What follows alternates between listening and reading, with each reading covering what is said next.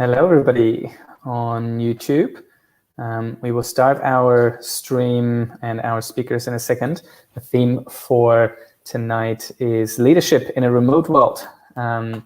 We just give it a few more people, a few more minutes for people to settle down, come in. For now, feel free to grab some drinks, take it easy, chat with other people on the live stream, and we will be with you in probably a few minutes.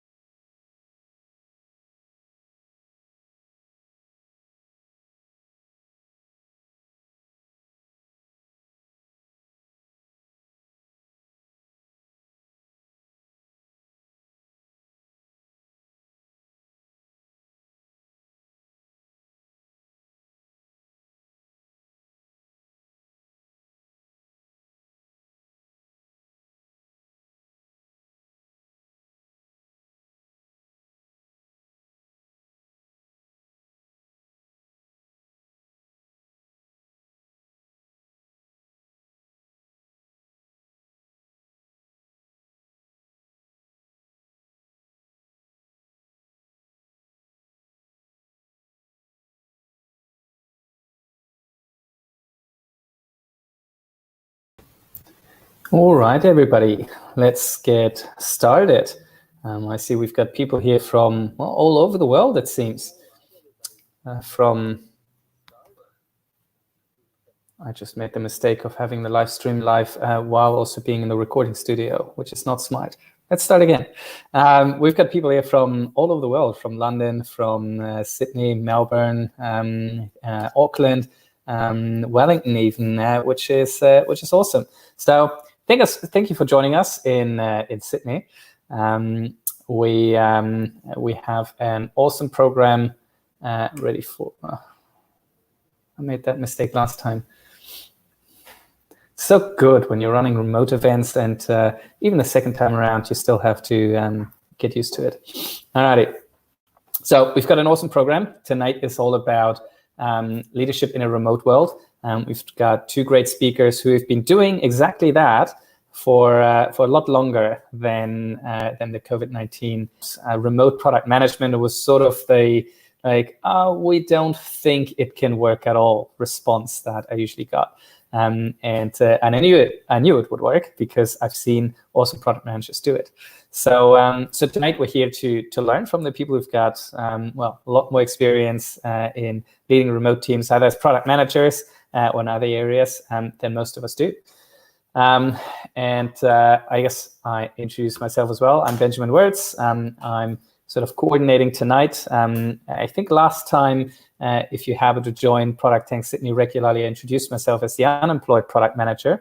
Now I just started a new venture with a friend in the addiction space, which honestly is probably the most intimidating space any product manager can find themselves in. At least that's how I feel so far. It's not just in the health space and just sort of affecting people's lives, but it's also there's a lot of regulation around it, and you have to be really careful with privacy, and you're sort of fighting a war against a chemical substance which has a little bit of an unfair advantage, if you like.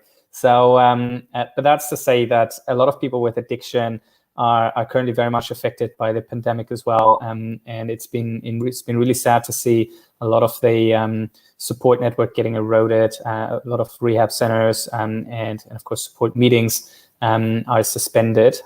So if anyone, I know this is a topic that does not get talked about a lot, but if anyone struggles with addiction or has someone struggling with addiction, please put them in touch with us. We want to help them. That's enough about Aurelius. Let's talk about Product Tank. And I hope most of you know that Product Tank is sort of the worldwide physical incarnation of the spirit of Mind the Product, which is an organization that that helps people essentially talk about their craft and learn from others about the product craft. And of course, we understand product management as sort of a leadership role as well. Mind the Product would have had a conference in Singapore this March, I believe, which of course, unfortunately, didn't happen because of the lockdowns and travel restrictions. So what they've done is they held a digital event, and it was all free. And on this link, you can still find all the talks and all the recordings. So if you love learning about product management, then that's one of the places to be. Now, the other thing to point out is our sponsors. I think a few months ago, last year, Optimizely decided to help out Product Tank, and we're very much humbled by their support. They gave us video equipment so we could film our physical events. Now, of course, in this world, it's a lot easier to record the events and to have them remotely and to share all the amazing content that our speakers are preparing. But nonetheless, Optimizely has been super supportive.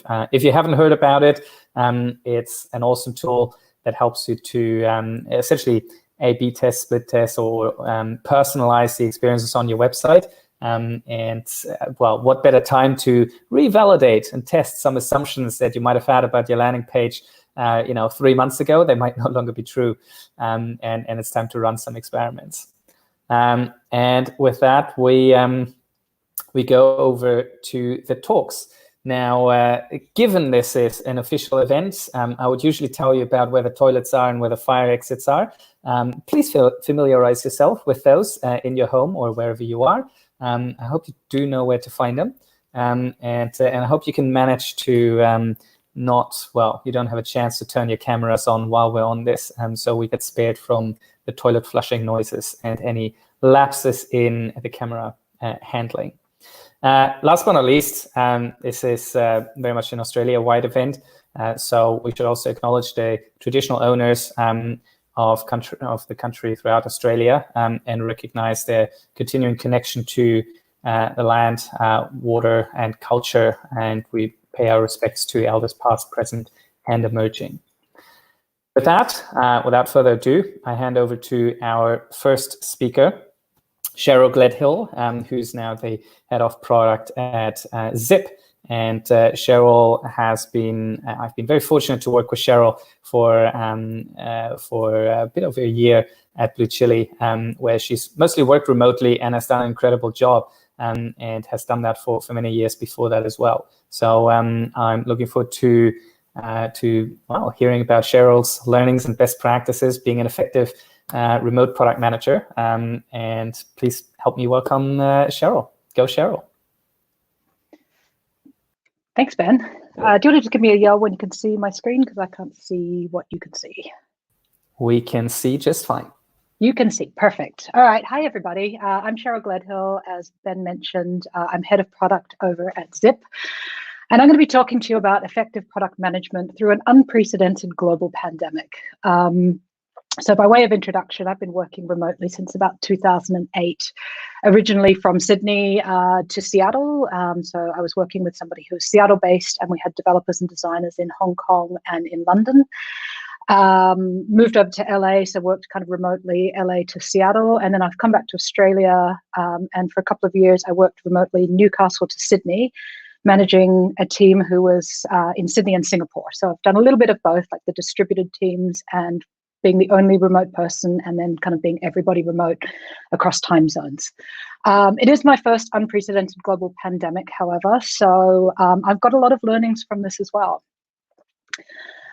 So kind of with that background, I would usually be really, really comfortable giving a talk on remote working and being a product manager while remote. But when Ben asked me to do this, I have crazy imposter syndrome, which is not like me at all. But usually as a product manager, I really pride myself on being competent, and I'm really hard to stress out, and I don't really panic about much stuff. And I remember talking to a friend who was a paramedic a number of years ago, and we were talking about his job.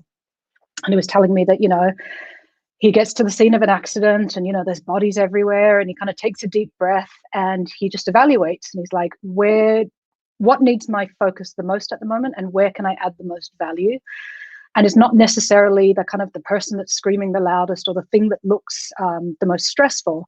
And he doesn't have the answers to everything, but he just has to kind of pick a line and figure out where his effort is best spent in the best way possible. And he has to do this without panicking, because the second the ambulance driver starts panicking, everybody around you starts panicking too. So I kind of heard that, and I was like, oh my God, that's exactly what I do, except like you save lives and I build tech products. But I've always thought that my role as a product manager was very similar. It's about evaluating situations calmly and serenely and not panicking about anything and kind of not having the answers. So I did that when we all kind of went into voluntary lockdown, and everything was fine. And then the schools closed, and I found myself working from home with twin 5-year-olds, trying to homeschool them and their very high needs children, as 5-year-olds often are, and trying to hold down a job at the same time. So I feel like an absolute fraud talking to you guys about effective product management, because I am absolutely not being an effective product manager at the moment. I'm doing the bare minimum, and I feel like I'm kind of sucking at everything. So that's the kind of caveat to the talk here. And it's worth pointing out that what we're doing right now is not remote work. It is coping during a global emergency. And I really have to point that out, because remote working is one thing when you've got structure and you know what you're dealing with, and often other people are working remotely.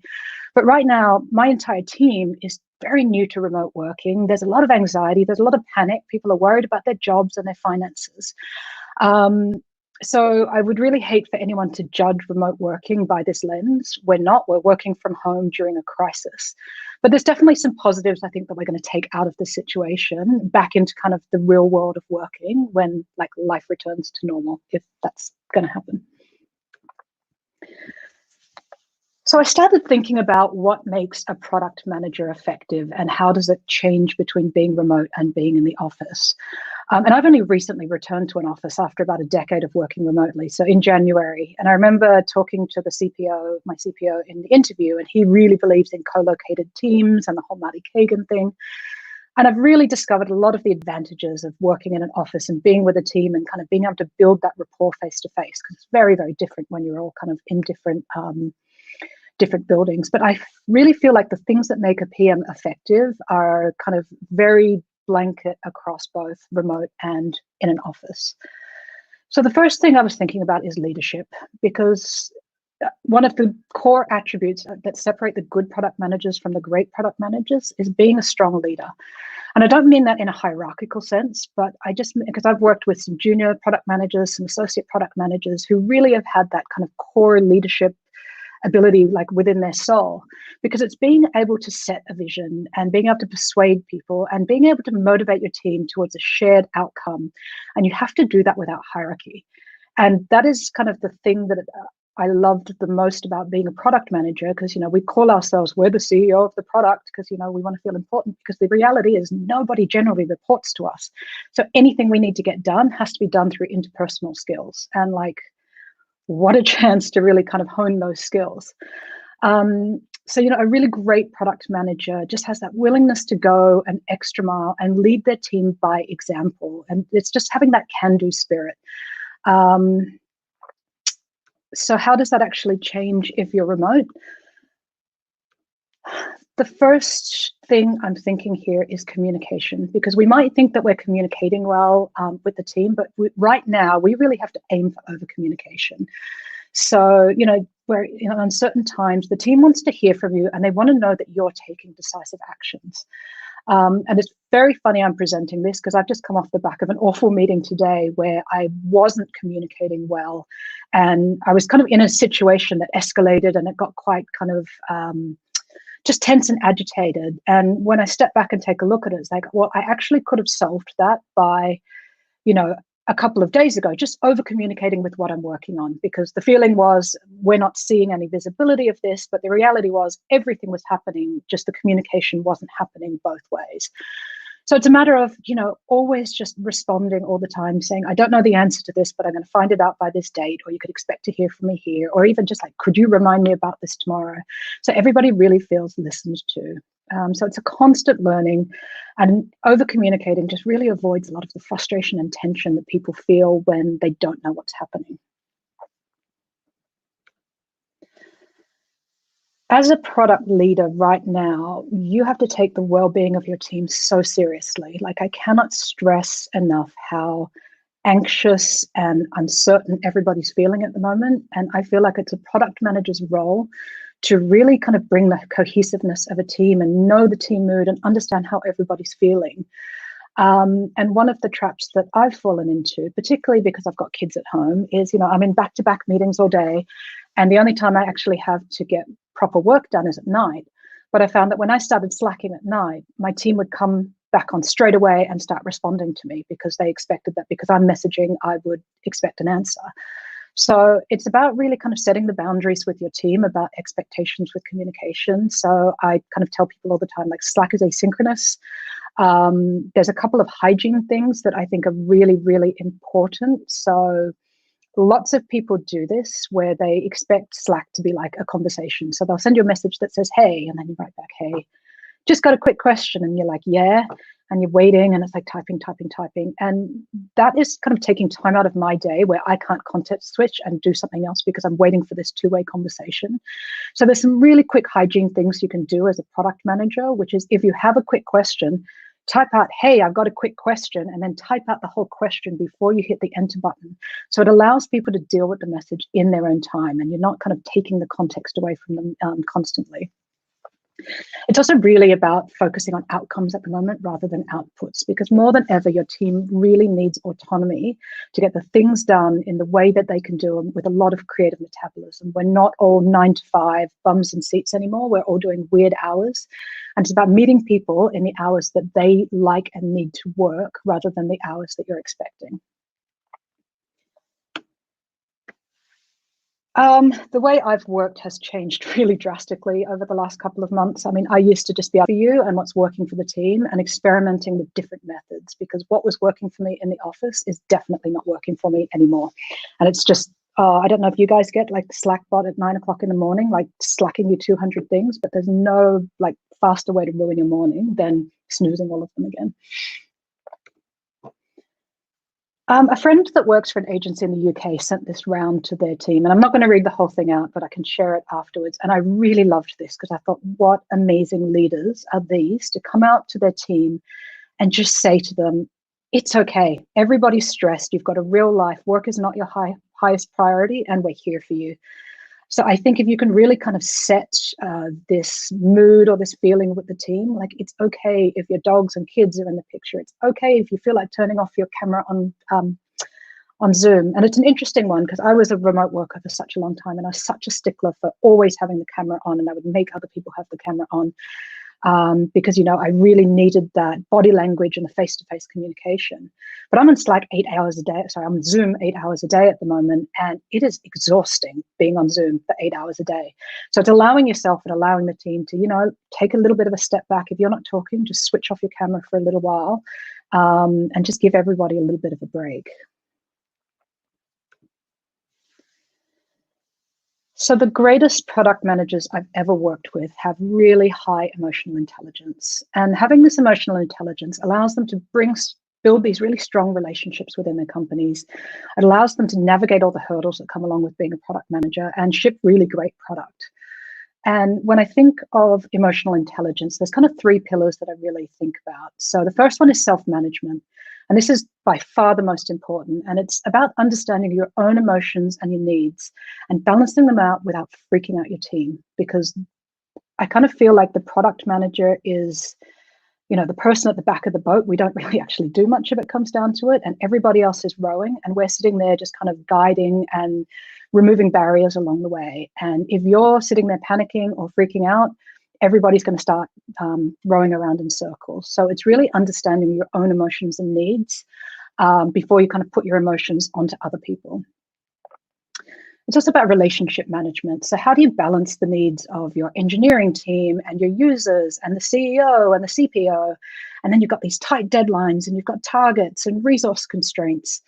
So again, a product manager really needs to maintain their emotions and stay cool under pressure, or you will lose the confidence of the team. And once you've lost that, everything is out of control. So really great PMs know how to push hard on the right priorities with a sense of urgency, but without stress or panic. And at the same time, it's understanding when to back off from some of those priorities, take a breath, just go, you know what I'm trying here isn't working. It's okay. I'm going to regroup and try it from a different angle. And the third pillar is really that social awareness. So it's about forming these really authentic relationships with the stakeholders, because that's vital for negotiation. It's incredibly important for conflict resolution. And really what we do is we lead others towards a shared goal. And it's incredibly challenging. You've got to balance all of these different needs. You've got resource constraints, you've got deadlines, you've got budgetary constraints, you've got revenue goals. So the only way to really kind of bring that all together is to have these authentic relationships. So how does that change when you're remote? I think the biggest thing is recognizing when you're having these outsized feelings. So don't allow yourself to get emotionally hijacked. It's about really, I'm going to sound like a LA hippie right now, but it's practicing that self-awareness and the self-regulation. You know, particularly now, I've found it in myself and I found it in my team. We're kind of all holding back a scream of panic at the moment. And I feel like in Australia, we've avoided the worst of it and we're kind of coming through it. But, you know, there was probably a couple of weeks there when nobody knew what was happening day to day. It all seemed to be getting worse. There's a lot of anxiety. And that's when kind of tensions start fraying and people start reacting in very different ways than they would do ordinarily. So it's about kind of recognizing when you're about what's triggering an unproductive reaction and then taking a step back. So it's about checking in with yourself and learning how to breathe. So even if you've got 60 seconds between calls and between meetings, just take a beat. Again, I'm going to sound like an LA hippie, but just close your eyes and notice what you're feeling. And then that kind of ties into the third part, which is labeling and learning the feelings. So it's about labeling the emotional reaction you're having. It's like, am I frustrated? Am I scared? Am I fearful? Like, what is actually happening within my body? And the research has shown that naming that emotion actually disengages the emotional brain and it re-engages the logical brain. And then that allows for a lot greater calm in the moment. So all of our reactions are data points. And as product managers, we like to take data points and we use that to kind of navigate the situation. So it's kind of about consciously processing your own emotions to stay grounded and to be an effective leader for your team. Goob, get out of the building. This is one of the kind of fundamental tenets of the Lean Product Playbook. And I'm such a big believer in it. I think it's the single most important thing that product managers can do that we never do when it gets busy. So it's really easy to get bogged down in the detail when you're sitting at your desk and you're looking at marketing research and dev schedules and you've got stakeholder meetings. And there's absolutely no time to process that information and clear your head and find inspiration. And the best way to summon a big idea is by changing the scenery. It's by not putting out fires. It's by kind of going off into the woods or whatever it is that makes you happy and giving yourself space to breathe and find those ideas. So I think it's so important, even now, like we're still allowed out to exercise, right? Like really make sure that you're making at least 30 minutes a day to get out of the building, get away from your desk, get out in the sunshine, like go find nature, and really kind of get yourself into that part where you're going to find inspiration. So product discovery is something that product managers do very well, and we usually do it in the initial stages of an initiative. So we're kind of ideating and we're doing discovery work, and then we kind of tend to go into design and we do maybe some user testing. And then once it goes into build, most product managers don't go back into discovery because we're like, oh, discovery, that part is done. Now we're in execution. But discovery is not just for ideation. And there's so many opportunities while we're remote to really kind of check back in with that original vision and figure out whether what the developers are building as they're building it, is that actually going to be delivering the value and meeting goals? So it's taking all of the initiatives you're working on back through this continuous cycle of build, measure, learn, build, measure, learn. And it's a really great time to be doing it. Lots of people kind of think discovery work can only really be done face-to-face, but we've been running design sprints at Zip over the last couple of weeks, and usually that would absolutely have to be face-to-face. You'd have to kind of be 5 days in a building, locked in a room, whiteboarding stuff out, testing with users. And we've experimented with doing it remotely, and it's actually been really successful. So some of the tools we've been using, I'm a massive fan of Lookback. We only started using it kind of through this whole crisis, but Lookback is a really great way of doing remote user testing because you've got your facilitator and your user both on their phones and they can see each other and they can share screens. And then you've got your participants who are observing it and writing comments for the facilitator to read. And this is something I'm going to definitely take back into my practice once we're back in the office, because I don't know about you guys, but we struggle to get users coming into the office to do regular user testing. So, you know, I'm actually really grateful that we've had the opportunity to do a deep dive on it because it's been a massive success for us. And similarly, Miro is a tool that probably all the product managers here use, but it's a great way of collaboratively whiteboarding through remote teams. And it's really great for like retros and for whiteboarding. And just, yeah, that whole product team collaboration. So the greatest product managers are those who are driven by curiosity. So I always look for this in interviews. They're the people who are constantly questioning why is something that way, and they're never happy with the first answer. So, you know, they've really got a desire to understand a problem from all of the different angles and how it's going to impact success. And they want to learn, and, you know, they're constantly reading. And this is a really, really, really great time to be remote because all of a sudden, you know, we've lost our commute time. So there's like, you know, 40 minutes a day where you could actually, instead of just starting work at your desk, you can go and read a book or listen to a podcast, or, you know, there's so many webinars and courses that are all online at the moment. And it's actually a great thing for me being a parent because all of a sudden I can go to things in the evening and I don't have to get a babysitter. So there's a lot of advantages in that, and it's a great time to be a curious product manager because everything is online and most things are free at the moment. So I don't know, just really capitalize on that if you can. So the biggest learning for me, and I've learned so much these last 2 months, but the biggest lesson for me has been in vulnerability because I'm really not very good at being vulnerable. I like to be the competent, calm person at work, and I'm unflappable, and you can't shake me. But this is literally a photo of our leadership meeting. And, everybody's kind of giving their updates. And I've got 2 children that are crawling all over me, and they're like loud, and I'm on mute, and it's my turn to talk, and they're yelling. And everybody at work that I like to present a certain face to, where I'm like, I've got this, I'm calm, you can't shake me. And then they see me on mute, like, oh, sorry, I dropped my headphones. They see me on mute, like yelling at my kids, and I can't put that face on anymore. I have to kind of be very real and vulnerable because my real life has intruded into my working life. And I will say that vulnerability strengthens your relationships, because my CPO and our entire exec team have been so incredibly supportive and awesome about the fact that I'm losing my shit at my kids, as well as trying to do a good job, that like I'll seriously walk through fire for these guys for the next couple of years. Like I would do anything for them because they've been so supportive. And without allowing myself to be vulnerable, I wouldn't have seen that side of them. So admitting you can't do it all allows other people to step up and kind of take some of the gaps there and support you as much as you support other people. And this is just, I guess, a final note for the parents. I don't know how many parents are here, but if you're trying to do work and homeschool, this is batshit fucking crazy. There is nobody in the history of the world that has ever been asked to hold down a full-time job and educate your kids and look after your kids and have no support, and you don't see other people, and this whole thing is on you. So I just wanted to say, if you're feeling anything like the way I'm feeling, I feel like I'm doing a shit job at everything. I'm doing a bad job at work. I'm doing a bad job being a parent.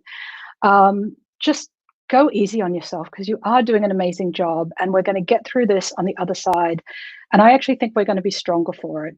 I've definitely learned a lot over the last couple of months, and I hope to take some of the things that I've learned, about the realness of my team and the rawness of my team and the way we've all supported each other so well through this. I think that's actually done a lot for the way we're going to continue to work together in the future. So just going to leave you on that note, that you're doing a great job there, parents. So, questions? Thank you so much, Cheryl. It's been an incredible talk, and looking at the comments on YouTube, I think a lot of people feel the same, that, there's a lot of stuff to take inspiration from. Now, everyone watching online, put your comments just on the YouTube stream. I'll curate and ask, but I have one for you to start off with. One of the discussions I had with a few product managers a while ago was that they actually feel like something's missing for them to be effective when they are remote now, which is that they felt like they were like a critical component of them being PMs and influencing was that they would run into executives and senior leaders around the office and would get into conversations and would pick up nuggets of information, or could sort of do their influencing in those moments, sort of the water cooler conversations, if you like.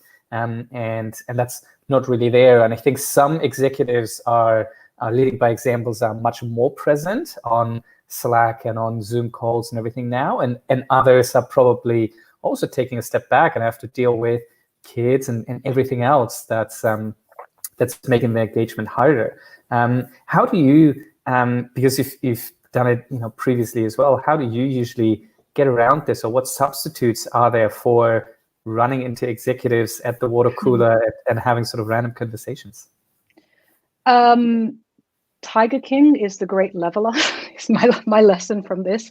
I don't know if you guys did it, but like everybody at our work watched that over a 2-week period, and all of a sudden Slack is just like Tiger King Slack.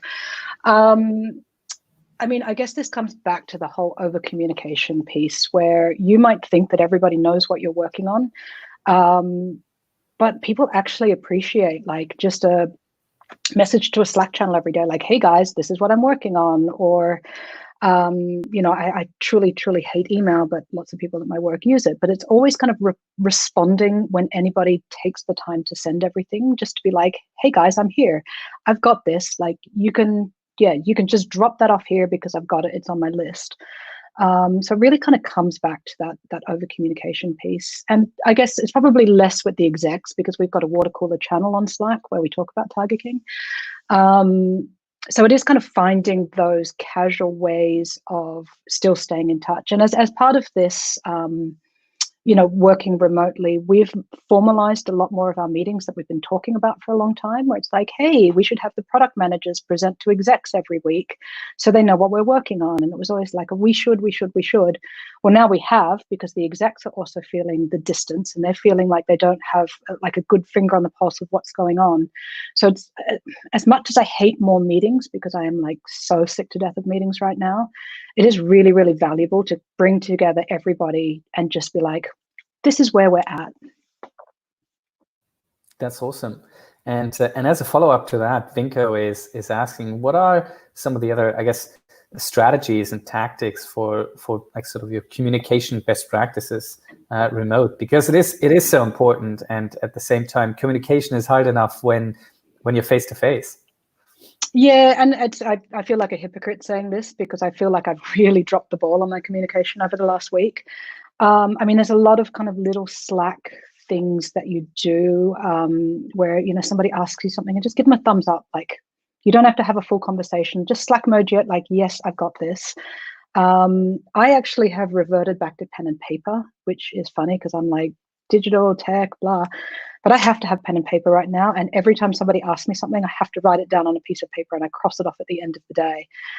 So I've really changed the way I work. I used to kind of do everything through Slack and I used to keep everything in my head. And now I'm just living in this constant cognitive overload where, like, I don't even remember what I did this morning. So I guess it's kind of just changing the way you work, knowing kind of the stress you're going through at the moment. Like, how do you not drop the ball? And for me, it's writing stuff down. Awesome.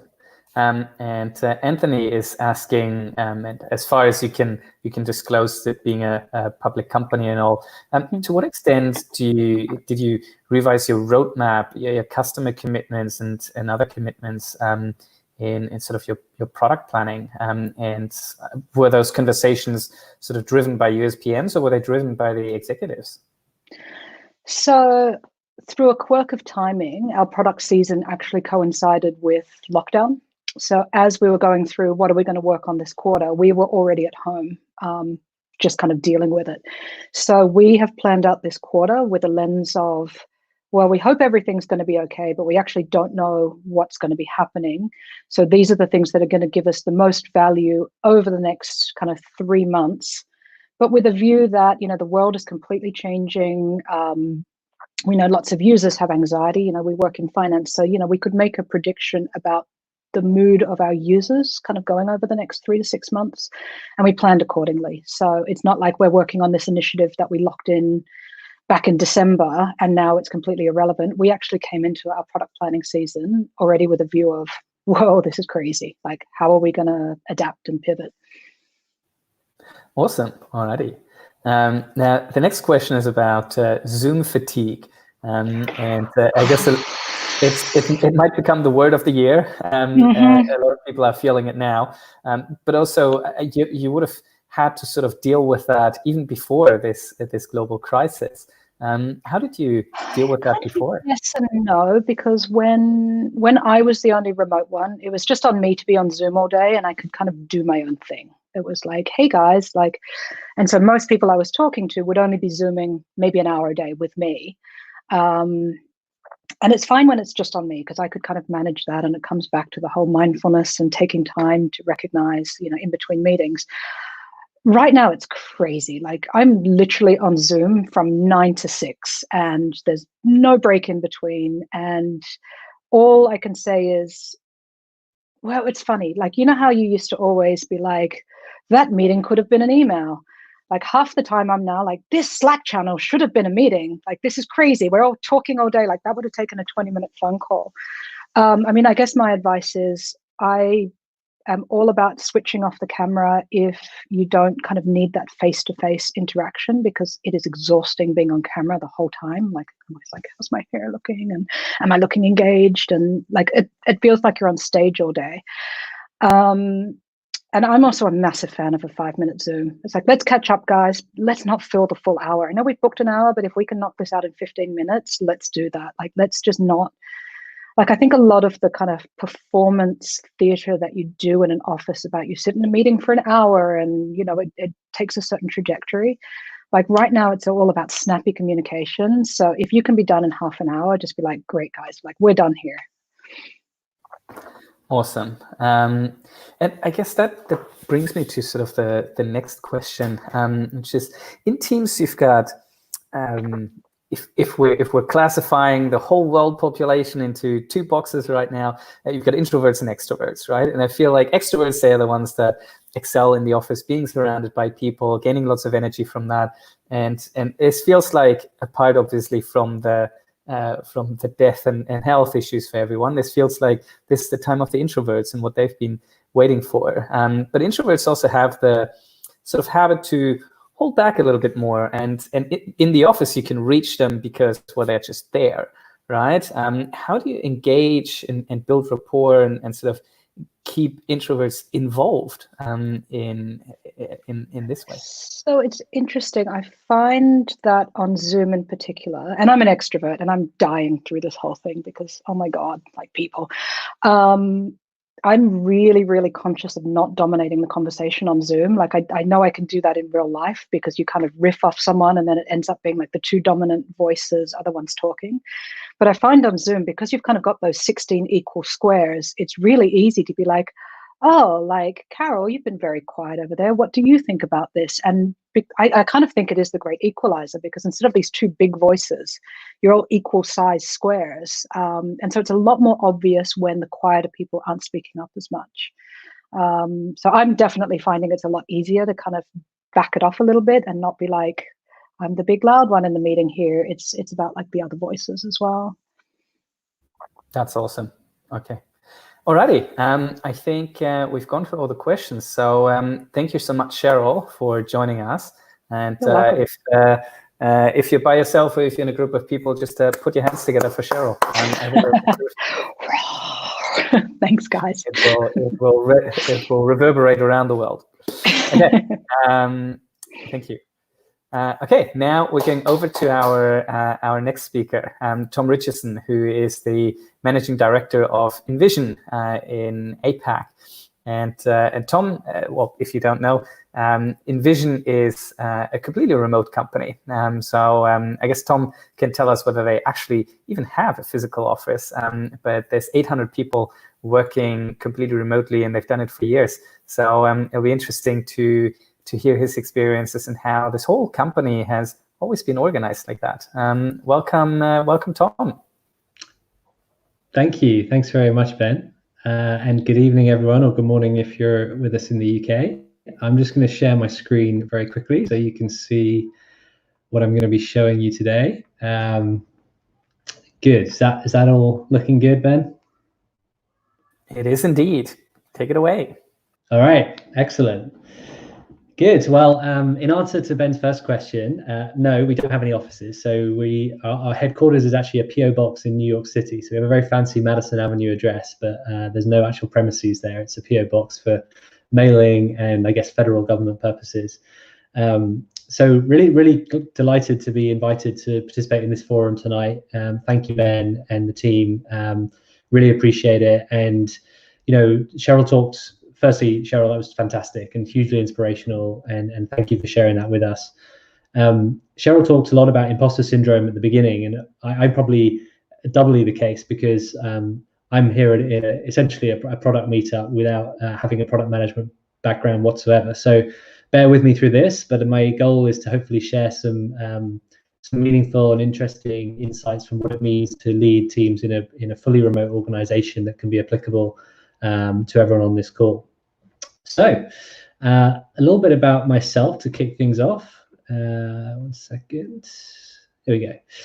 So yeah, my name is Tom Richardson. I'm the Managing Director for InVision in Asia Pacific. And I guess my qualification for being here tonight to talk about leadership in a remote environment is kind of progressed through the years. So when I graduated from university, I went out to Japan for a couple of years and worked in an office environment, then went back to London and then spent some time in China and the US. And I was in a fully office-based environment then. And then in my previous role at Acquia, a software company in the US, where I was living in Boston, I transitioned to kind of a part remote model where a couple of days a week I'd go into the office to do client meetings and participate in team meetings that allowed for a bit of face-to-face interaction, but I'd also spend a lot of time from home. During that period, I had 3 children with my wife, so obviously that flexibility was great and really transformational for my life in general, and getting used to that step up into the fully remote world that I exist in now with InVision. For those of you who don't know InVision, InVision is I guess like not really a startup anymore. It's more of a scale up. We're a $1.9 billion valuation company with 850 employees.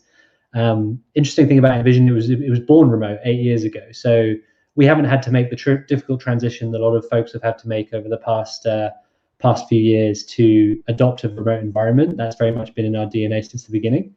And so what I would emphasize, which I'll talk about a little bit at the end as well, is that Cheryl's absolutely right, and I think this comment got a lot of love in the comments on YouTube as well. But there's a big difference between remote work and what we're all doing right now, and so I think it's really important to bear that in mind. So I guess like following on from that theme, one of the interesting things about InVision is that going back, a few months ago, the world has changed a lot since mid-March really, or late February, certainly in Australia. And in the years preceding that, InVision was quite well known in certain circles as a company who was kind of pioneering this whole remote work thing. And we get a lot of journalist requests, and kind of interesting as a salesperson, I go into customer meetings and people would say to me, it's great everything you told us, and we're interested in the product, but what we'd really like you to do is come back and give us a presentation about how to create a remote culture and remote organization. So it's something that people have been really interested in for a long time, and InVision's been in a privileged position to have that experience to share with others. Like I say, the world's changed very fast. This is me back in September of last year, kind of gloating rather smugly about this article from ABC in Australia, all about how there's a very simple solution to peak hour traffic that we could start tomorrow. Well, I think maybe with the benefit of foresight, you might say be careful what you wish for. But in any case, we always viewed it as a competitive advantage to be a fully remote company. From a talent perspective, the ability to hire people outside of the major tech hubs, to find talent where it is rather than where you want it to be based on your office locations is huge. And also from a cost of living standpoint, some of the big tech hubs are incredibly expensive places to live. And so it just opens up your talent pool so much, and that flexibility and freedom, and frankly, that investment of responsibility in people, to trust people that without looking over their shoulder in an office environment, that they will do their job, is a really important part of building a successful remote culture.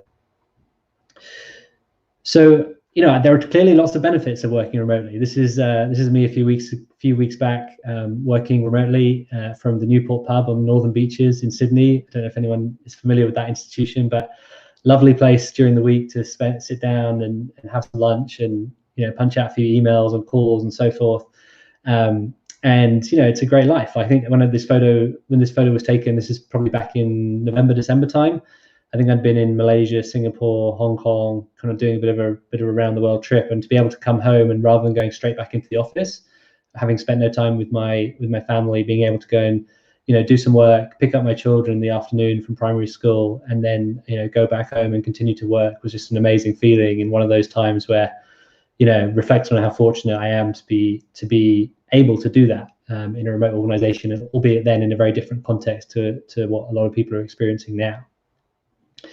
Just this morning I went out surfing, and I'm a British person, spent lots of time in very cold weather in Boston, and a big part of moving to Sydney was going to convince myself that now's the time I'm finally going to learn to surf. And so just being able to go out in the mornings, have that flexibility, go surfing, come home, shower, get to work at 9 o'clock ish, and just live that lifestyle. Obviously now is very, very challenging time in many ways, but obviously these kind of benefits of remote work will persist long beyond what we now know as the current normal. And it's something that I'm a huge advocate for and have been for a long time. That said, I think that there are lots of things that I wish I knew when I started working remotely that that I look back on and kind of think, wouldn't it have been nice to know that at the time? So I wanted to share a little bit about that today, and hopefully some of this stuff will be thought-provoking for you. Obviously, some of the context with the current environment being incredibly difficult and challenging, as Cheryl talked about very eloquently, that's one thing. I think the general principles of remote work is overlapping with that, but not necessarily completely overlapping. So I'm going to talk about remote work in general from a leadership standpoint and how to build great culture in a remote environment. So the first observation I'd say is that someone very wise once told me when I was expecting, my wife and I were expecting our first child, that having a baby is going to change your life, and it's going to change your life because all the things that are good about your marriage today are going to get better, and all the things that are bad about your marriage today are going to get worse. And I thought about that comment a lot since I heard it, having now been married for 8 years or so and having 3 children. And it's interesting because now I work remotely, I kind of view that, and I've got a bit more experience of working remotely. I think about that comment a lot in relation to remote work. And what I mean by that is that, whatever you're doing well is going to be amplified in a remote environment, and whatever you're not doing so well is going to be amplified in a remote environment. And what Cheryl was talking about having dropped the ball on some internal communication and things getting tense because of just not having covered something with the team at length that should have been covered, resonated so much with me, because the office is a much more forgiving environment in that it's easy to walk over and make things right with somebody, and to look them in the eye and have those body language and gestures and so forth. Whereas in a remote environment, because you don't have that, anything that starts to fray at the edges starts to, the thread starts to pull very quickly. And similarly, when things are going well, actually the remote environment can be an incredible multiplier of that good vibe. And so, this is a couple of visual representations of life with children. I think, it can be the best of times, and it can also be pretty tough. There's definitely some hard times along the way. And I think in relation to remote work, what I'd say is that, it's not all a picnic. There's lots of great things about it, but you really have to adapt the style that you have, how you work, and it's less about you and it's more about how you accommodate the needs of other people and some of the needs that Cheryl talked about.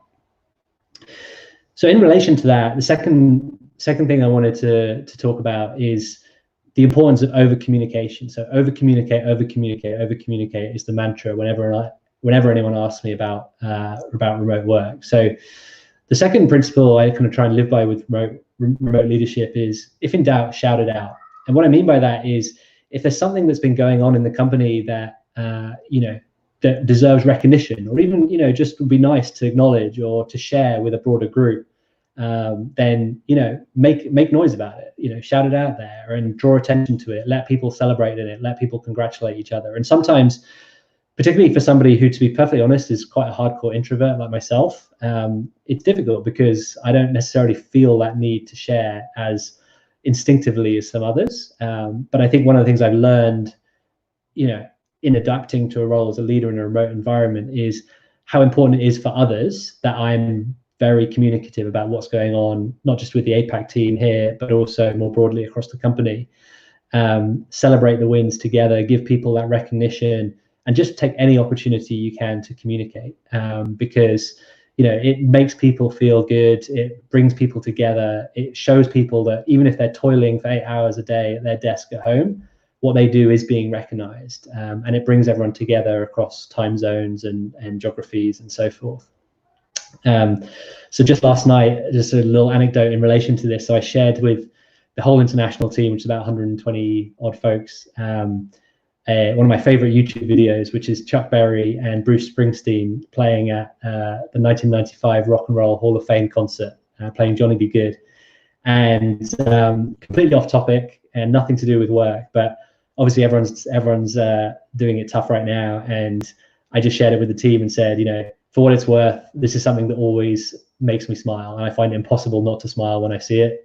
2 of the greatest of all time playing one of my favorite songs of all time in front of a huge crowd. And there's things like that which perhaps I wouldn't instinctively think to share, are just nice ways of bringing people together and giving them something to think about that maybe not part of their everyday. So that kind of leads into what I call the 25% rule. So one of the really interesting bits of advice I got when I signed on at InVision. So I joined InVision June of last year. And at the time I was still living in the US, and I was going through InVision's excellent onboarding program, which I'll talk more about later, because I think one of the things that's very interesting right now is that a lot of companies who are making incredible progress with adapting to a fully remote environment are about to be hit by this second wave of realization, which is all about how important onboarding is in a remote environment and how they need to catch up in the investment in that, because it is such a key indicator of how somebody's going to succeed, whether they have a good onboarding program in a remote environment. But anyway, in kind of coming back from that slight digression, when I was doing my onboarding with InVision, I remember very distinctively one of our talent team being on the kind of I guess the group giving us this initiation into life at InVision. And one of the things they said has always stuck with me, which is that when you're communicating at InVision, you need to be 25% nicer than you think you need to be. And I don't think I'm a bastard by any means. I think I'm a reasonably good human being, but that's always stuck with me, because in any environment where your primary means of communication are either written or sometimes video conference or lots of Slacks and so forth, I guess the threshold for misinterpretation is a lot lower than it would be in an office environment where you can walk over and talk to people. And so 25% kinder, 25% kinder, 25% kinder, always in my mind. And so the other thing, I guess tangentially related to that, was when you do initiate a conversation with somebody on Slack in a remote environment, get to know them first. Like, don't just jump in and say, hey, I need this purchase order, or I need this, I need this invoice corrected, or whatever it might be. Ask them how they're doing, how their family are, if you know their family, and preface your asks, I guess, with some humanity. And that's a rule that's always stood us really well at InVision. Yeah, and in relation to that, we all know how written communication can be misinterpreted. I saw this the other day, and it's something that reminded me about the dangers associated with relying on email and Slack to communicate how you're really feeling about somebody and their contribution. So yeah, just bear that in mind, and always be 25% nicer than you think you need to be in a remote environment. Okay, so the fourth thing that I've really come to understand and appreciate the benefit of is this philosophy called document everything.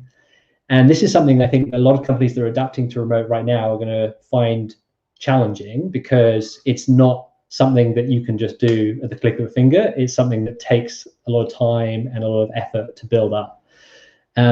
So one of the challenges of working in a remote environment is that you don't know what anything is, right? So you come from an office environment, and if you need legal support, you walk over and you talk to legal. If you need, finance support, you walk over and you talk to finance, or you schedule some time in a conference room and you get 20 minutes or whatever to run through whatever it is you need.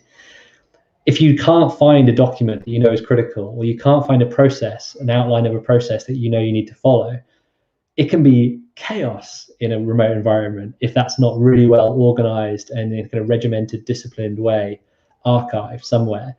And I love the example of GitLab. So GitLab, if you're familiar with it, it's a kind of Git repository software company similar to GitHub, and they're a fully remote organization as well. They're actually bigger than InVision. I think they've got around 1,200, 1,400 people now. And one of the things they're famous for is they have a 1,000-page workbook, which sounds crazy, and I can imagine probably fills some people with dread. But what's amazing about this document, and you can look it up, it's publicly available, is that in a very, very disciplined and organized way, it outlines everything you need to know as a GitLab employee. Because you're remote and because you have no ability to meet at the water cooler or go over and ask somebody something, there's this central source of truth that everybody in the company can rely on, and they've invested huge time and effort in making it canonical truth that can be referenced in a way that's super intuitive and organized and disciplined across the company. And I hear anecdotally that makes a huge difference for the team over there. So the fifth thing is it's kind of an interesting one, and I struggle a little bit with how to phrase this because I want to make sure I communicate my meaning correctly. So when I talk about understand what you do, I think what I found really interesting about my experience over the last almost year at InVision working fully remote is that, broadly speaking, everybody in the company is categorized, maybe not by the company, but instinctively the way their role develops becomes that they're either somebody who is essentially producing or they're somebody who's enabling the production. And what I mean by producing is a very broad term, right? So, and I would stress before I go any further that both of these roles and categories are equally valuable, and the company cannot exist without either of them doing their job to the best they possibly can. So it's less about seniority or about, you know, the respective priority or how important these roles are. It's simply about the way in which the role works. So broadly speaking, I would say, you know, someone like Cheryl, for example, is a classic producer, right? She is somebody who, through the work that she does with, you know, engineering, product, and the broader team, is working on Zip's product, and that is something that goes out into the market and then is, you know, forms the commercial basis of what the company does. Similarly, a salesperson is a classic kind of producer. They don't necessarily have huge involvement in what goes on to get to the point where they are able to go out and present what they do to the customer, but they're producing revenue. And then there's a number of people who, there's huge numbers of people who support both of those functions, whether they're legal people, whether they're finance people, whether they're, you know, sales operations, you know, compliance, whatever it might be. Whatever Cheryl and her teams are doing cannot happen without the support of a large number of other people. And the same is true for myself at InVision. You know, we have very ambitious goals to grow the region by 100% year over year, and that there's no way that can happen without the support of a very, very talented group of people in finance, legal, you know, sales operations, account management, and so on and so forth. And so the reason I mention this is because I think it's really interesting when you look at the way InVision runs. When I joined the company, I was so worried that all the frustrations I used to have in an office environment where I desperately needed an answer to something because somebody was, you know, pressing me for it or a customer needed it, and I wasn't able to find how to get that right answer. And it was really frustrating and bureaucratic trying to figure it out. I was worried that that was going to be 10x to InVision in a fully remote environment because, you know, everyone's remote. So there's nobody you can walk over and talk to, and everything's going to be harder to track down and to figure out what to do next and so forth. And what I found really remarkable and very surprising was how it's actually the complete opposite. And because InVision has been designed from the ground up as a remote organization to support remote, there is an incredibly strong emphasis on enabling production. And what I mean by that is, you take the top example on my screen here. So today I had a question about something related to a sales situation we're working on with a customer in relation to a migration from a competitor. And I put out a question at 1:03 p.m. in the afternoon. By 1:35 p.m., I had two really good detailed answers, one from somebody in the US who is in our competitive intelligence group, and one from one of our support managers here in Australia. And this just blows me away because every time I put out a request to, you know, one of our Slack channels related to one of our products or our IT team or, you know, operations or whatever it might be, there's this kind of an incredible SLA and this understanding that the only way this company continues to run is if we have kind of very disciplined and organized responsiveness for people who need help and need to find that support. And similarly, you know, our IT team, we have an SLA to support any critical ticket within a certain period of time and to get back to the group by that. And you know, in an office environment, frankly, I found it much harder to go and track down the support I needed from IT than I do now, where there's this round the world, round the clock model, which I totally understand. You know, it's obviously at InVision scale becomes easier than with a much smaller organization. But nevertheless, the same principle applies about instituting a kind of a supportive culture where those who you know, are on the front line, whether it's through product and account management and so forth, are enabled to do what they do by huge parts of the organization. So the sick thing that I've really learned since going fully remote is that it's certainly in a leadership capacity, alignment is the job. And this is something I just never really kind of understood until I stepped into this role. I saw this tweet a while ago and it resonated so much with me because I was like, you go into, maybe it's naivety of kind of being relatively, early in my leadership career, as it were. But there is a certain expectation that you go into it and you're going to be doing some interesting, important things where you're going to be, leading teams into the future and getting everyone excited about what you're doing and representing the company and so forth. And actually, a big part of what we do is just keeping everyone on the same page, and never more so than in a remote organization where, it's very easy for things to get slowly but dangerously out of alignment with each other because we don't have those regular cadences in person. And so a huge part of what I do is try and be very, very precise and disciplined about setting clear expectations, making sure that everyone understands what we're all pointing towards, and making sure that everybody comes into their office every day and knows what's expected of them and how it relates to the bigger picture. So I've seen a few questions coming up in YouTube just about communication tools and how do organizations that maybe aren't remote today set themselves up for success with working remotely. And I totally get that using too many can be a big problem in itself. I see that comment left in YouTube already. But one of the things I would say is that for everything InVision doesn't spend on real estate and offices and commuter subsidies and all these kind of things that come with an in-office environment, we reinvest in other things that help us to function really professionally as a remote organization. And software and data are two of the big kind of spend categories that make InVision run really effectively today. So these are just some examples of companies that, whether it's InVision or any of our peers who work fully remotely, clearly there are lots of other companies that do similar things to this, but this is some of the things that certainly I've come to rely on a lot. For communication, using Slack, Zoom, Google products. We use InVision Freehand, which is kind of like Miro, which Cheryl mentioned for kind of infinite whiteboarding, and then DocuSign, Trip Actions for booking travel, Expensify, and so forth. So there's numerous, pretty much the SaaS world has just exploded over the last 5 years, as everybody on this call will know.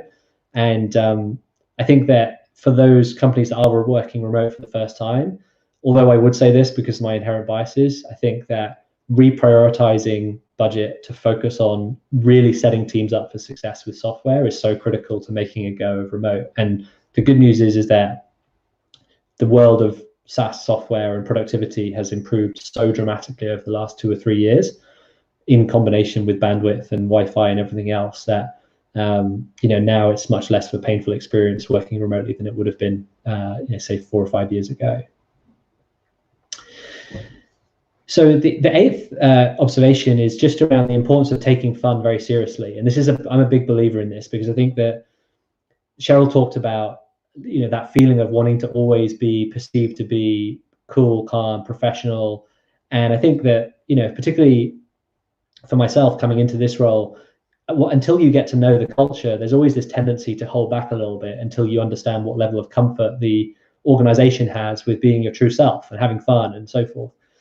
I think one of the things that makes InVision work really well from our standpoint, and certainly my previous role where I was partly remote, is that the most switched on, sophisticated, smart leaders at the company take fun very seriously. And, not to the extent that it becomes not fun anymore, but they really understand the role that it plays in creating a high performing culture where people enjoy coming to work every day and being a part of what we do.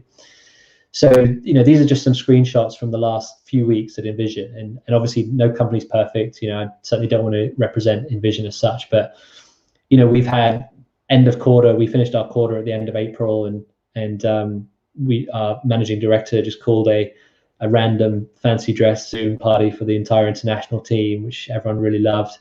We got everybody kind of hyped up around getting through to the end of quarter in April. We got folks doing virtual cook-offs together via Zoom between Amsterdam and London. and then sharing videos of folks doing salsa with their partners, and people sharing other videos of them doing salsa and turning it into a big challenge. And there's no right way to do this, but I do think that having leadership who really understands that in a remote culture, being able to come together and enjoy each other's company, albeit remotely and digitally, is a really important part of creating an environment that's stimulating and rewarding and enjoyable. And I think it's something that I'm a big believer in, and it's not always easy to do, but it's something that pays off in spades. And we had our first virtual gym and stretching session via Zoom a few days ago, which was very, very well received. So another way of kind of keeping things moving during lockdown. And that kind of relates to my penultimate comment, which is around making the special moments extra special. So none of us right now are getting together anytime soon, which obviously we hope will change in short order. At the same time, my experience working remote is that when we do have the opportunity to come together, it's really important that we make the most of that, and that as a leader, you're planful about making sure that the opportunity you have for it to all be in the same place at the same time is fully taken advantage of in a way that will sustain folks through to the next time we're able to be together. So this is from October. We had a big event for design leaders, 250 folks coming into Sydney, and the team had been working so hard in preparation for this. And on a pretty short time scale, I told them they got to sell out this event, have 250 people coming. And I told them that if there's an old photo of me from 2004 traveling around Australia with my backpack, and I have very long, very blonde peroxide hair.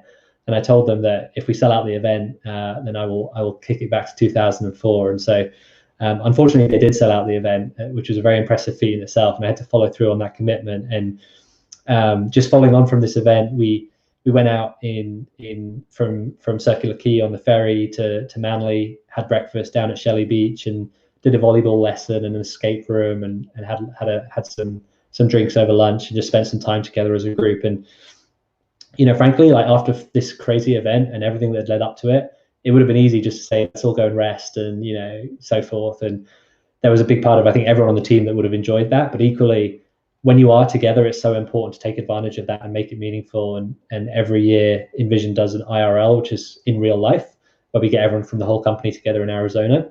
And people think that's funny as a fully remote company that we would do that, but actually that's a huge part of balancing out our culture, is giving people the opportunity to meet in person and enjoy each other's company when we do.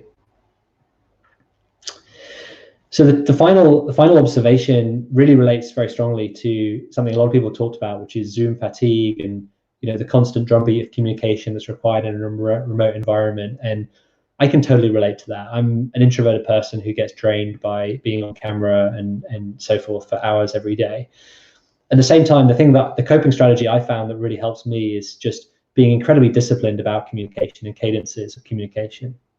And so when I talk about discipline as freedom, what I essentially mean is that if you can institute a very strong discipline with your communication throughout the week, you won't have that constant nagging feeling of, oh, I should share this, or I should be on a call with this person to catch up, or all this kind of stuff.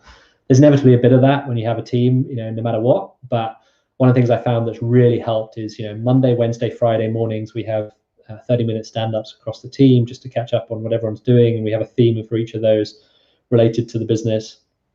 On Mondays afternoon, I have 2 hours blocked out in my calendar where I do the weekly APAC update email, which goes out to the entire leadership and international teams. And that's a really important opportunity to just to represent what the APAC team have been doing, particularly because we're always asleep when they're awake and vice versa. It would be easy for that to get lost, and even more so in a remote environment. So I have that discipline every single week of blocking out that time and getting that email out, and it calls out kind of our KPIs, the key highlights of the week.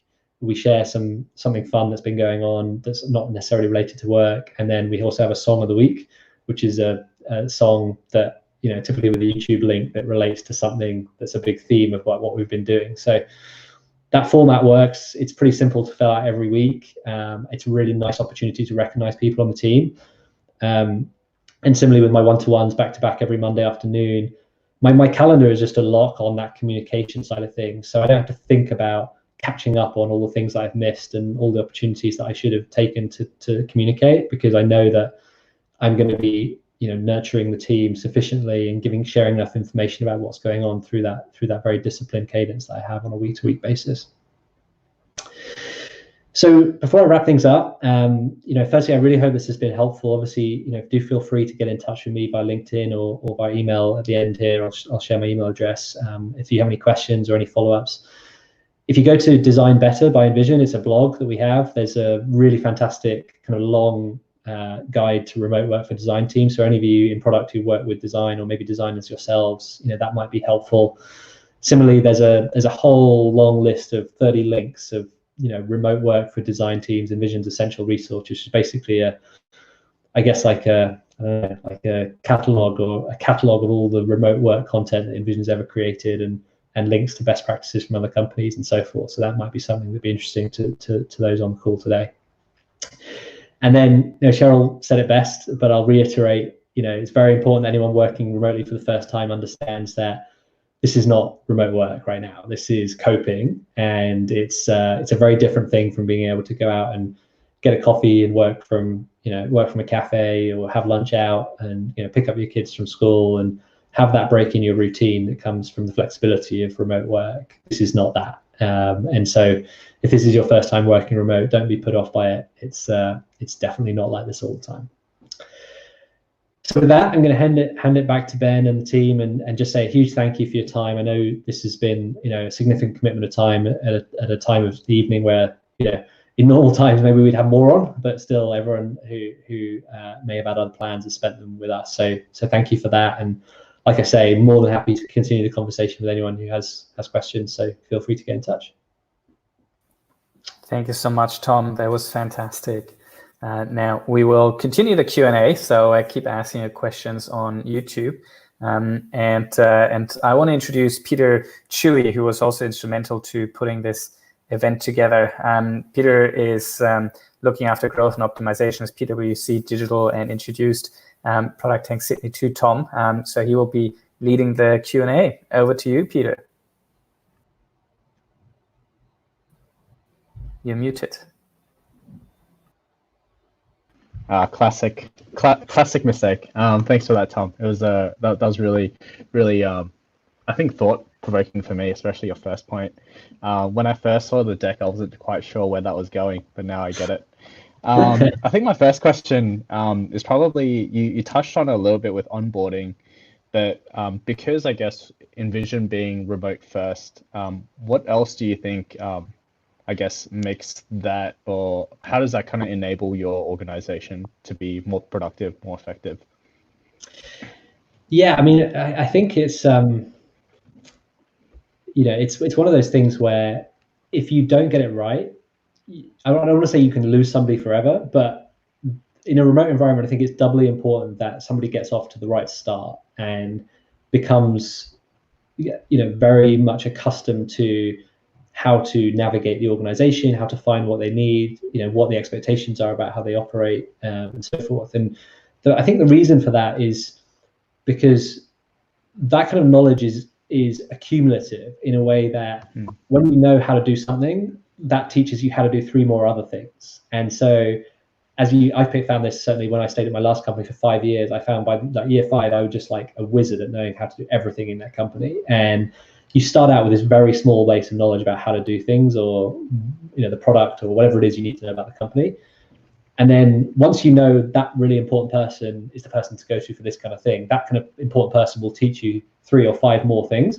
But if you don't make that connection in the early days, you're going to quickly get so far behind everybody else. And so I think specifically in a remote environment, that onboarding is really important. And to give folks some insight, if there's interest, we personally use a product called Brainshark, which is a online learning enablement platform. And when I joined the company, there was a kind of a 12-week curriculum, essentially, where every week I had self-paced learning that would teach me about the product. It would teach me about our Salesforce implementation. It would teach me about the culture and history of the company. It would teach me about the org structure and where to go for certain things. It would have all of our privacy and compliance information rolled out through it. And it was just an unbelievable education in how to get up to speed quickly in a remote environment. And it's hard because a lot of companies are trying to retrofit that now for a remote culture. So I don't, realistic about how we have that advantage of being born that way. But certainly, all the indications are this is we're not going to snap back to how things were before. And so it's probably a good time for anybody to be thinking about how to use best-in-class, self-paced online learning to enable teams at scale. Yeah, totally. I think remote working is probably here to stay. It's just how much of it will stay. I think one more question from me before I go to one from the crowd is, what do you perceive as the biggest stumbling block to effective remote leadership? Yeah, it's a really good question. So I can speak from experience here. I've learned the hard way how not to do it, and part of what I'm hoping to share with everybody here today is how not to end up like me. But like when I was in an office environment, the mantra that I was taught as a kind of young person growing up in business was, if you want to be an effective leader, and partly it's because I'm in a customer facing role, right? So I'm very commercials oriented out there, working on account relationships and sales and so forth. And the whole mantra that was drilled into me was, if your team see you sitting in the office all week or all month or all quarter, they're not going to respect you that, because they're going to want to see you out making things happen and leading from the front and, doing the work essentially. And that's still definitely true in a remote environment. But one of the mistakes that I made, and my team would tell you this, is I probably took that legacy thinking to an extreme, where through the whole of October to December, I was flying from Japan to Malaysia to Hong Kong to Singapore, and I was doing my best from airport lobbies and hotels and whatever else to keep my one-to-ones and my cadences. But particularly in a remote environment, yes, the team does want to see you do the work, and that never goes away for a leader. Like, you can't just sit back and coast and let everybody, like, delegate to everybody. Inspiring leaders do the work. Yeah.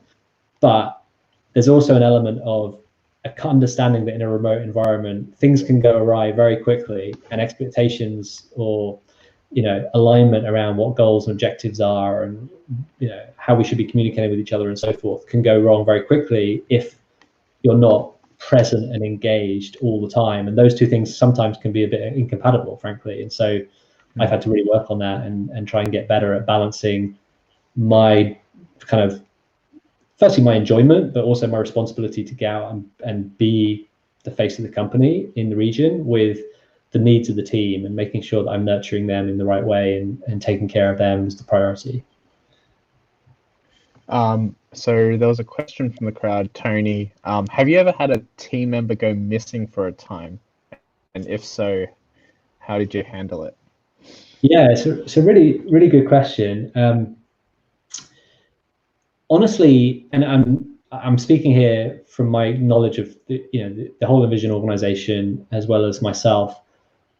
The honest answer is no, but also I'm not really watching, because like as bad as it sounds, I guess what Tony's referring to is for a prolonged period of time where you can't get in touch with somebody and like it's clearly apparent that something's wrong, whatever.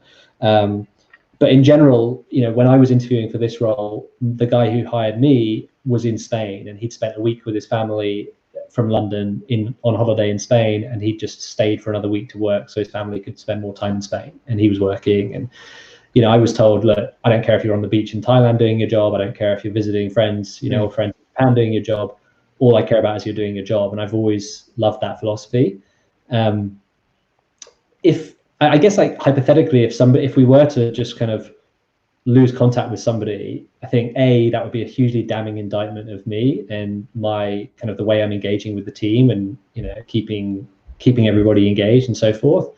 But B, that would be a bigger problem that wouldn't necessarily be remote. So a lot of these things, I always people ask me a lot about remote, and one of the things that I always say is that the people who suck in a remote environment suck in an office environment too, but it's just like remote, like I said, it's like having a baby, everything goes to an extreme.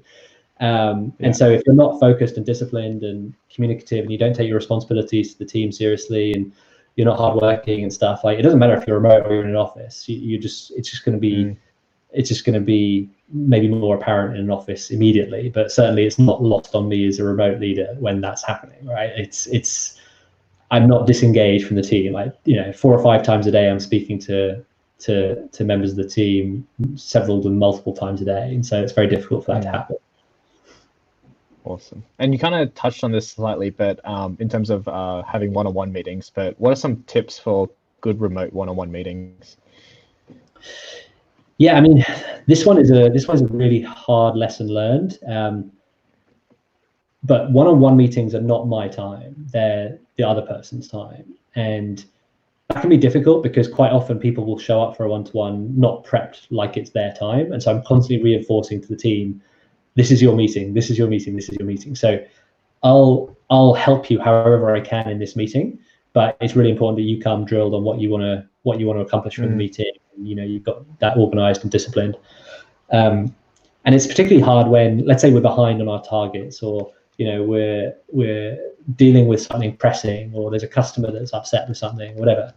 There's a temptation as the leader to kind of force the agenda and address that in that time that we have together, but that can spiral very quickly, and so you really have to treat it like their time. And I get my time other times in the week. We have team meetings, and I call the team frequently to catch up on various different things, but that structured time, that one-to-one time, it's really important. And one of the things that I like to do, which I'm not perfect at, I would strongly add, is what I try to do is I try to start the meeting with understanding what it is they want to cover in that meeting. The second phase is I address what they asked for last week, or what they raised last week, so that they can see.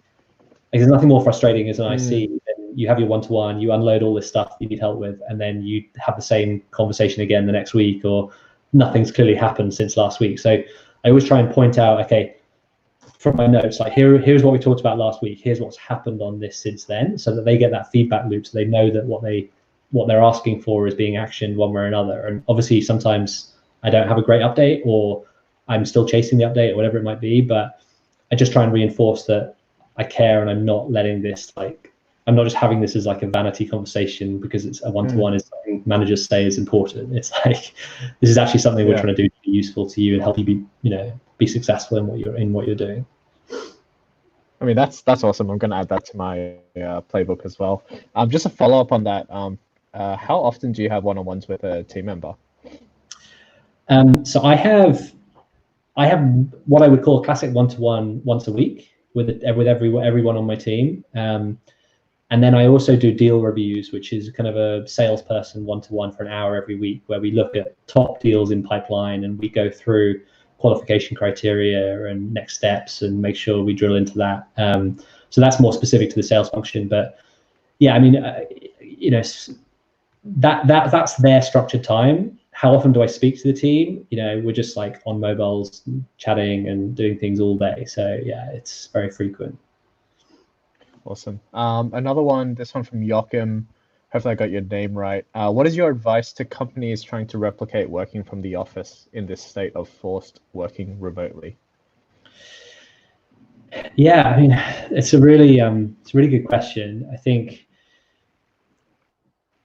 tactically, don't underestimate how much of a difference good software can make, and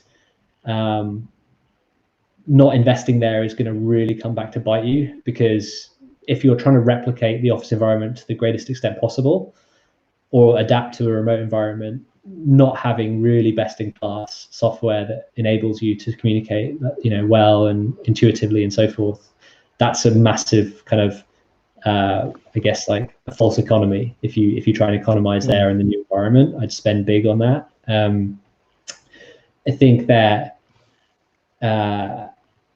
as a leader or anybody who has people reporting to them, it is truly your responsibility to come to the realization that your job is not to look over the shoulder of the people who are now working remotely and monitor what they're doing. As hard as that may be for you as a manager, it's a deep responsibility that you have to start managing for outcomes, not for presence or bums in seats, as they say. And that's a very hard adjustment for people who've been accustomed to micromanaging in an office environment, frankly. And thirdly, I'd say structured communication. So I talked about cadences and discipline. Sometimes I don't feel like sending out a weekly email because I've got 1,000,001 other things to do. And it's like, oh, it's just an email, who cares? That habit, it breaks a lot of other things very quickly. And so things like I always think about the thread of the sweater. It's, once it starts to unravel, it can start to unravel really quickly, and suddenly you're standing in a cold street without any clothes on. So force yourself, whatever role you are, whatever is appropriate for you in your role, to communicate to an extent that feels awkwardly excessive. Awesome. I think that's kind of good segue to Anthony's question, but he asked, what does asynchronous communication look like at InVision, and is there any tips to make this effective? Yeah, I confess I need help with this one because I don't actually know what asynchronous communication is. But Peter, could you explain that? Yeah. So I guess asynchronous communication is just you kind of send a message and then you don't expect a reply straight away. It's async. It's not. It's like a disconnected communication, if that makes sense. Yeah. It's a really good one. It's interesting because part of what makes our remote culture work is that people are responsive. If you're not responsive in a remote environment, it's really painful, and you make life miserable for other people, because especially like for me, I feel it all the time because I need something from somebody in Europe or America and I'm asynchronous with them, and then it's like something critical for a customer and I ask the question and then I go to sleep and then they answer it, but they answer it with kind of an answer but also another question for me, and then I have to go back and like answer that and then you have 48 hours before the customer gets what they need, which I hate. But it's just, it's the nature of geography and everything, time zones. But more importantly, from the asynchronous point of view, I don't have a great answer, because on the one hand, I really value what Cheryl was talking about, which is, respect for the fact that it is torturous for people to be always on right now, and to be an expectation, like it would be cruel to have an expectation that somebody's going to be like, crack the whip and they respond immediately. At the same time, I would encourage anyone working remotely to not underestimate how miserable you make other people's lives when you kind of take the attitude that, like, I don't owe anyone a response, like self-care and kind of like, I don't want to deal with this like emails and Slacks and everything else, because there isn't like after 3 or 4 of those in an office, you just go and walk over and find the person, or you do whatever you need to do, go find their mate and get them to put you in touch or whatever. When you're remote, like that person's never going to get an answer, and that can be very frustrating after a time. And so you have to look after yourself. You have to kind of take care of yourself and not feel, certainly not out of hours and weekends and everything else, but certainly just in general, you don't owe anyone all responsiveness all the time, but that whether it comes naturally to you or not, that you have this kind of responsibility that as part of a remote culture, you have to not just ignore people. You have to kind of make, grease the wheels for everybody by helping out. And that's the 25% rule, right? And I guess last one from me, before we kind of wrap this up, is what is your favorite non-normal Slack channel? My favorite non-normal Slack channel? That's a really good question. This is going to be on YouTube, so I've got to be careful what I say here. But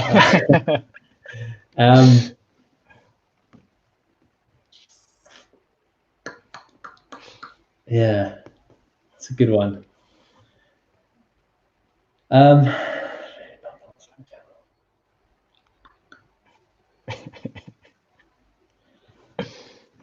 Yeah, I'm trying to come up with a good answer because it's such a good question, and I feel like I've got so much running through my head. It may sound like a bit of a cop-out, but there are some really deeply not normal stuff that goes on in our regular Slack channels that I kind of feel qualifies for that. We've had all sorts of people telling. I think there's we do embarrassing stories. So Cheryl was talking about vulnerability, and one of the great ways in which we've tried to incorporate that is just having on a regular basis people share embarrassing stories about themselves. We've also got a channel, I think, where the leader of the team will collect 9 or 10 baby photos of people on the team, and everyone has to play bingo and guess which one's which person and all that, and that's always really fun. But those are kind of I guess it's the top of my head for the safe for work scenario. That's probably the best answer I've got right now. Awesome, thank you. Yeah, I'll pass it over to Ben. Awesome, thank you so much. And same here for everybody. I hope you really enjoyed Tom's talk and the Q&A. I certainly did. So put your hand together. And thank you so much, Tom. We'll love to have you back at some stage. Absolutely. Thanks, Ben. Alrighty, now that wraps up our event for tonight. Thank you so much for joining and staying on. We have, of course, a next event lined up, which is on the 27th of May, World Product Day, which I believe is traditionally on the 23rd, which is a Saturday. So in collaboration with Melbourne and the folks at ThoughtWorks over there, we're hosting an event also online. And we will take a deeper look into 2 topics. One is why product strategy is falling on deaf ears, and which is, I'm sure, a pain that many PMs can relate to. And the other one is influencing your way to creative product freedom. So we've got 2 fantastic speakers lined up for that. You can sign up for it on the Product Tank Sydney meetup page or the Product Tank Melbourne meetup page. And I hope we see as many of you as possible on the 27th. Have a good evening and stay safe, and see you soon.